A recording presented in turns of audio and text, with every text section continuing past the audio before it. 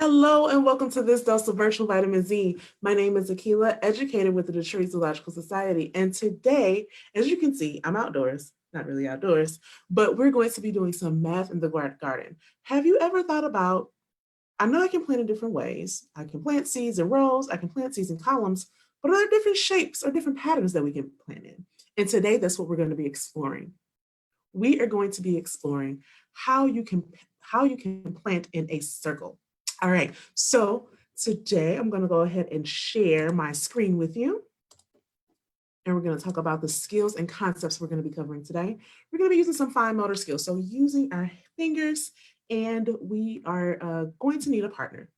You may see me do the activity and I didn't have a partner, only because we were making sure that everybody is safe where we are at the Detroit Zoo. So making sure we're using fine motor skills, using some dexterity. Thinking about spatial reasoning. So gardeners and landscapers, they need to have a plan already in mind of what they think they want their design to look like. We're going to be doing some problem solving throughout gardeners and landscapers, while they are doing some planting and while they're doing planting, they have problem solving they have to do. Maybe something is not quite in the right place. Maybe they decide to change their plans as time goes by if they're collaborating with somebody. We're going to use observation skills, and we're going to talk about sustainability and how the Detroit Zoo is using sustainable skills as we are planting at the Detroit Zoo. So I know you all love to come to the Detroit Zoo to see the animals that are in our care, and some people even love to stop by and see the gardens that our landscape crew does and our volunteer gardeners. So not only are we saving and conserving wildlife, but we are also making sure that we have things that are going to be nice and pleasing to the eye for our guests. All right, vocabulary we're going to introduce or reintroduce are going to be center point, circumference, radius, and diameter. All right, so this is one of my favorite gardens. As you guys know, this is one of the favorite photos that I love to use because it is right past the guanacos, snuggled right between the carousel. So I talked about how we plant in the garden, how we plant in different shapes over the past few weeks. But today we're specifically going to be looking at how we can plant in circles, how we can plant in shapes, okay? So this photo right here is showing us a circular pattern here, right? So we have the circle going all the way around. And then right in the middle, we have another circle. And then we go to the second one. We have plants on the lower level.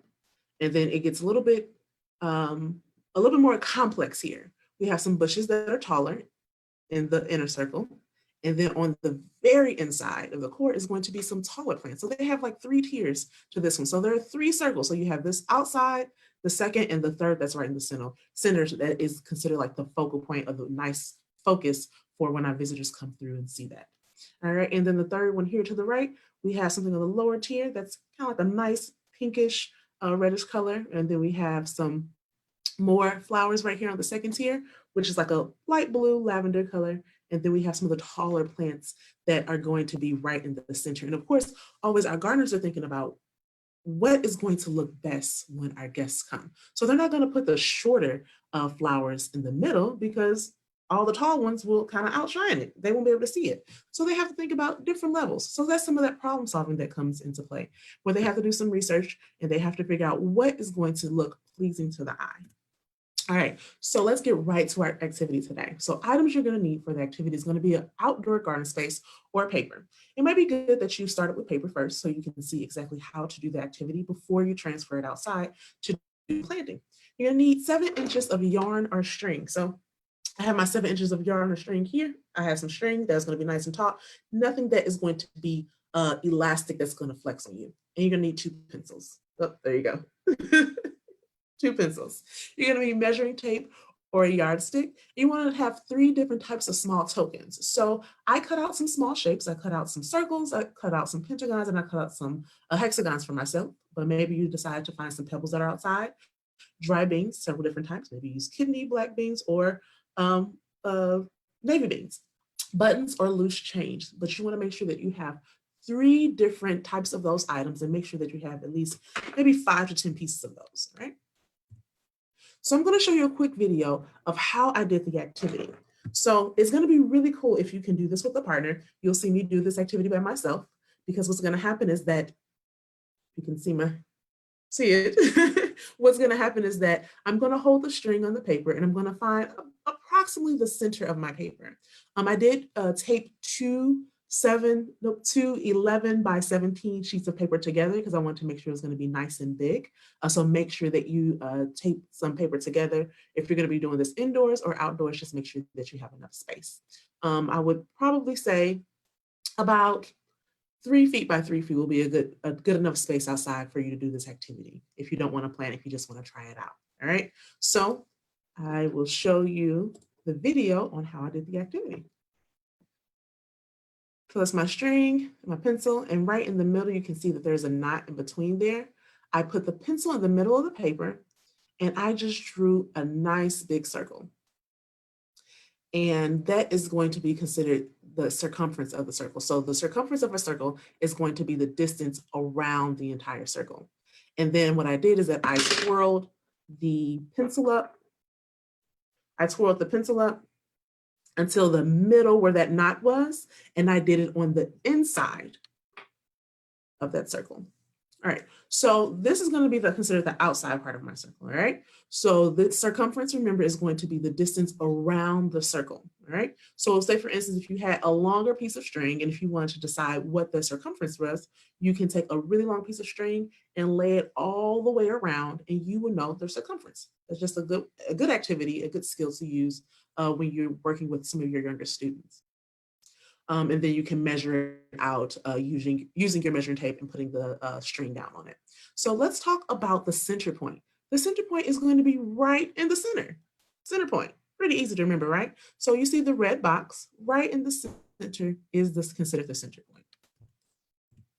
Now let's talk a little bit about diameter and radius. So diameter is going to be the distance from the top to the bottom or even left to right. So left to right is going to be the same distance as from top to bottom or up and down, all right? So that is considered the diameter, the distance between the circle when you are drawing the line through the center. All right, now let's talk about radius. That is going to be from the center point to any point of the circle. So going from the center to the outside of the circle. It can go left, right, up and down, or diagonally. I decided to take mine to the right, so that's considered the radius. And it's going to always be the same, even not mattering what direction you're going to be going in, right? So this was my activity. As you can see, I have my 2 circles. My inner circle got a little loopy just because, like I said, it's going to be really a whole lot easier when you do this activity with a partner. So one person can hold the center point pencil, and then the other partner can make the circle going all the way around. All right. So what I did was that I put a circle in the middle to show my center point, and I'm thinking about what can my design look like if I want to plant in a circle. So I started with the outside circle, the circumference on the outside. So I went from left to right first. And I went straight across because I wanted to make sure that I had a nice straight line. And then I went up and down, or I went vertically, or north and south. It's a good way that you can add in directions or left and right with your younger students. And you can also add in east and west, north and south, so students can kind of start understanding what directions are. All right. So that is the outside of my circle there. Now I'm thinking about the inside of my circle. So I looked at the inside of the circle and I went left to right again, looking at my center point, and I added up and down or vertically. And what I did was that I went back and I wanted to make sure that I had different seeds that I wanted to plant in that space. So if you decide that you want to plant all of the same types of crops or all of the same types of seed in your garden, that is completely fine. But I thought about, no, I really kind of want some variety. I want to make sure that it looks really appeasing and very pleasing to the eye for when I have friends over that I would like for them to enjoy. So I use a hexagon for the center. And then I use a pentagon for the second circle, going from the center point to the smaller circle. And then on the outside, I use circles. So maybe I decide that I want to put marigolds all around here. And then maybe I put some tiger lilies that I know that are going to be a lot taller. And then I'm not quite sure what I'll put in the middle, but I know it's going to be a nice, really tall plant. All right. So this right here is a photo of someone that was planting in a circle. They decided to use all of the same crops and they just did one large circle. And here's another one here of some succulents. So right here we have about 4 circles. So we have the outer circle, then we have the second layer, we have the third layer, and then we have a nice big tall succulent in the middle. All right, and this is going to be on a larger scale. So we have someone who's planting crops. So they were thinking about maybe the collard greens that they wanted to plant, or maybe they were thinking about the corn, or maybe they were thinking about some of the lettuce or some of the leafier greens that may be shorter. And they decided to put a water installation on the middle to make sure that everything was going to get watered properly. And this is going to be on a larger scale. So this just shows you that gardens on a small scale can always be upgraded on a larger scale for agriculture or for production and for mass production reasons. All right, so right here we have someone who was thinking about, oh, I want a pathway in my garden. So they decided with their center point, and you can see they have 5 feet in between, and they thought about a path that they wanted all around the open space. And after that, they thought about the fact that they wanted to make sure that they had space coming from every direction where people can come and enjoy. Then they decided they wanted garden beds, so they did almost like a quarter of a circle around. Of course, it's somewhat cut off because they had to think about the pathways. So they have a garden bed here, here, here, and here. So I talked a little bit about sustainability and how the Detroit is using sustainability practices while they're thinking about the gardens that we are planting here. So our landscape crew and our volunteer gardeners, they do a lot of research where they're planting a lot of native plants. And the reason why they're planting some native plants is because we'll have native wildlife that will come visit.